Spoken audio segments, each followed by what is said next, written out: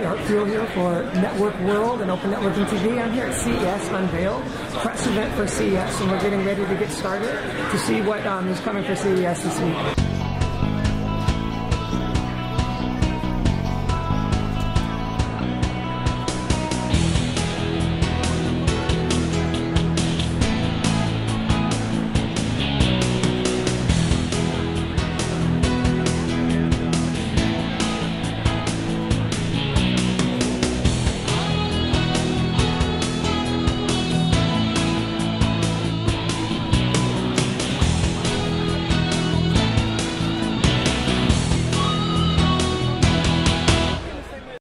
My name is Braun. I am the Director of Product Experience at DJI.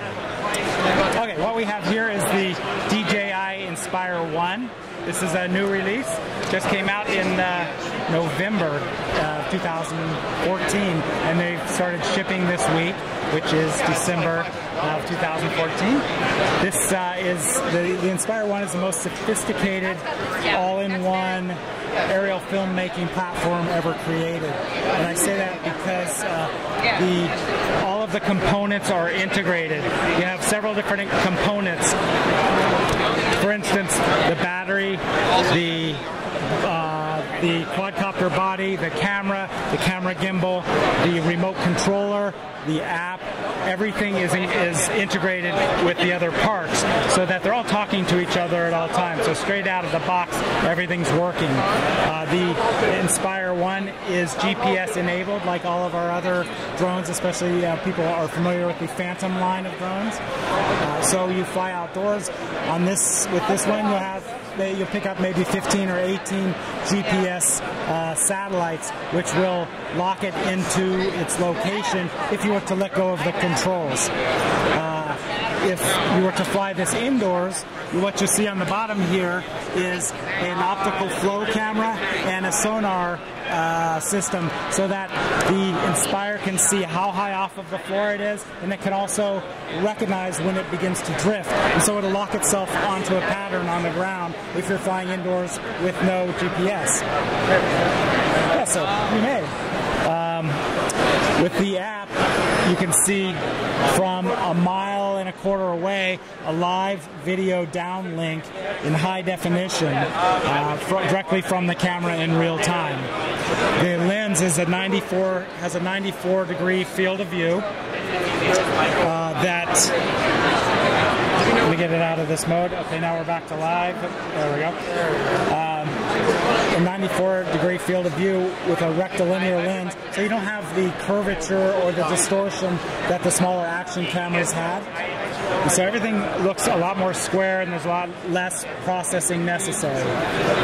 If you're a single operator, meaning you're the one controlling both the camera and the quadcopter, you have control of the pitch of the camera. If you use a second operator, the second person becomes the camera operator only, and the camera operator can control the camera, the rotation 360 degrees, up and down 135 degrees, separate from the quadcopter operator, who's just watching it and flying where he needs to go. Now, is this meant for prosumer? Like the pricing, is it going to be prosumer range? Is it going to be commercial? $2,895 is the retail price. That includes everything you see here except for the iPad. Can I ask, so like compared to the Phantom, this is bigger, it's more sophisticated, has more lift. What are the most popular new use cases that you expect to see with this new model? Well, the camera is replaceable. You can pop it out, the camera and the gimbal, you can pop it right out of the Inspire and now place that onto a handheld stick, which actually becomes a stabilized camera holder, which we're just releasing today. Also, for instance, in the future, what if there was the development of multispectral cameras, for instance, to look down on crops, to look down, somebody's driving their car through the place here. I mean, at CES, right? Somebody's parking in the side of the building. Say you wanted to look down on your crops or look down on a coral reef, look down on a glacier, you can, with a thermal camera, you can really see what's going on say you can take 1 degree of temperature and separate it into 10 different levels, and then look at the results on your computer, the color range, see where the hot spots are. You can see which fruit on the tree are ripe, which grapes in the vineyard have more sugar content, which corn maybe has a disease starting to grow inside the husk. So there are many uses. Also 3D mapping, search and rescue apps can be developed for this, that sort of thing. So there's a lot out there that's going on with drones other than just the obvious photography, amateur, professional photography and videography.